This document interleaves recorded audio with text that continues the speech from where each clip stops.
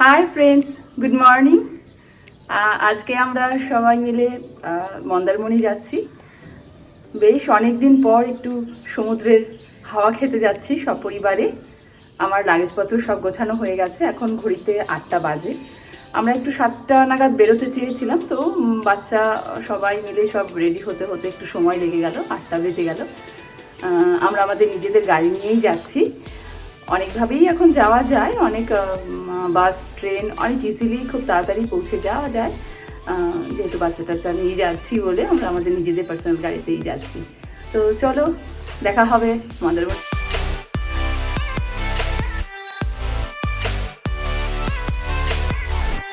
9:20 নাগাদ আমরা কোলাঘাটে পৌঁছে ব্রেকফাস্ট সেরে নিলাম। তারপর আবার আমরা চলতে শুরু করলাম মন্দারমণির দিকে।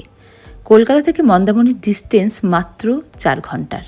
12:55 নাগাদ আমরা আমাদের রিসর্টে পৌঁছে গেলাম। এই রিসর্টটি আমরা পছন্দ করলাম কারণ এটি সমুদ্রের একদম গা ঘেঁষে, আর সুইমিং পুলটা ছিল আমার রুমের ঠিক পাশেই। রুমটা ছিল যথেষ্ট বড়। ছুটিতে রিল্যাক্স করতে এসে যদি রুমটা একটু স্পেসিয়াস না হয়, বাচ্চাদেরও একটু অসুবিধা হয়, সাথে আমাদেরও। আর দেখুন, জানলা খুললেই ওই যে দেখা যাচ্ছে মন্দারমণি সি বিচ।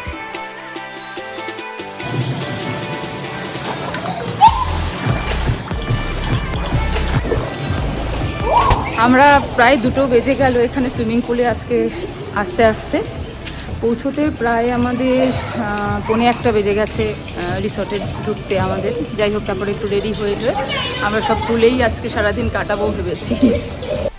ব্যস্ততার কোলাহলপূর্ণ জীবন থেকে মুক্তি পেতে কলকাতার কাছেই মন্দারমণি বেশ আদর্শ জায়গা। সুইমিং করতে করতে যদি এরকম শরবতের গ্লাস সামনে চলে আসে, তাহলে তো আর কথাই নেই। স্নান সেরেই মিক্স ভেজিটেবলস, হোমস্টাইল চিকেন আর দই কাতলা দিয়ে লাঞ্চ সেরেই 5টা নাগাদ চলে এলাম সমুদ্র পাড়ে। সমুদ্র পাড়ে স্টারফিশ হেঁটে বেড়ানো দেখে বাচ্চারা তো ভীষণ খুশি, আর কুড়ালাম অনেক ঝিনুক।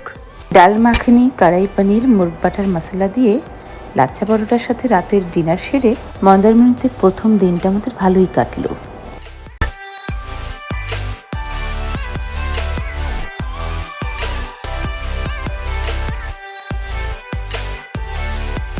মন্দারমণিতে আজ আমাদের দ্বিতীয় দিন।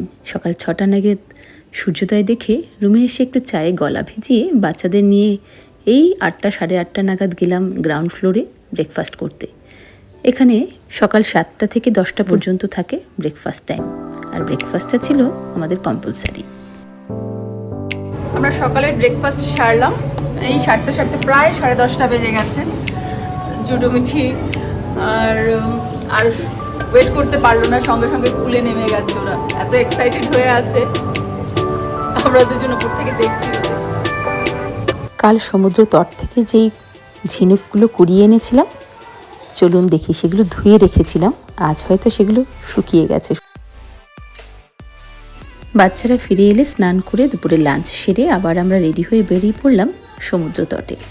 রিসর্টের এই ফার্স্ট ফ্লোরে রয়েছে সুইমিং পুলটা, আর রিসর্ট থেকে বেরিয়েই মাত্র 1 মিনিটের হাঁটা পথেই পৌঁছে যাচ্ছি মন্দারমণির সি বিচে।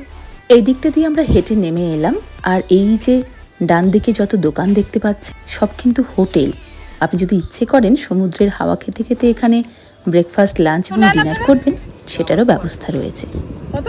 500 টাকা যাওয়া আসা 500, মানে 250 করে যাওয়া আসা, 250 করে।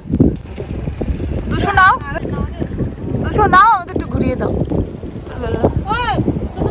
এখান থেকে মন্দারমণি বাজার যাবে এবং আসবে 500 টাকা নেবে, আর এই পুরো তটটা 3 কিলোমিটারের 200 টাকায় ঘুরিয়ে দেবে বলল।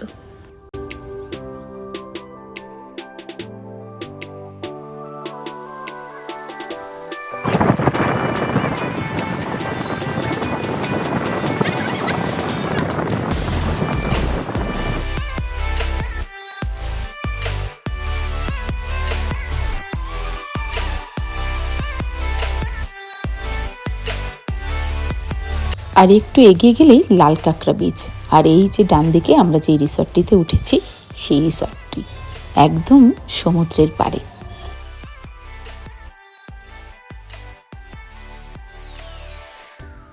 মন্দারমণির মোহনা থেকে ঘুরে এসে একটু কাছেই রয়েছে রাধাকৃষ্ণের মন্দির।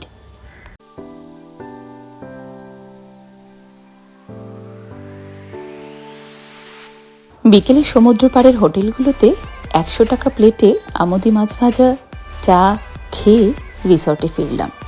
সমুদ্রের পাড়ে ডাবল বেডরুম রিসর্ট তো প্রচুরই আছে, কিন্তু 4 বেডরুম রিসর্টের সংখ্যা হাতে গোনা কয়েকটা। Hot and sour soup, prawn fried rice আর চিকেনের একটা আইটেম দিয়ে রাতের ডিনার সারলাম।